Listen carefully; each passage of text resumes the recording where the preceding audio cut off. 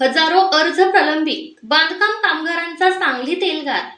बांधकाम कामगार कल्याणकारी मंडळाच्या 14 पैकी 10 शैक्षणिक योजना बंद केल्याच्या निषेधार्थ भारतीय बहुजन कामगार संघटना, रयत क्रांती कामगार संघटना व सांगली जिल्हा नोंदणीकृत बांधकाम कामगार संघटना हक्क समिती यांच्या वतीने कामगार आयुक्त कार्यालय सांगली येथे बेमुदत धरणे आंदोलन करण्यात आले। शिष्यवृत्ती, उच्च शिक्षण सहाय्याचे हजारो अर्ज प्रलंबित आहेत।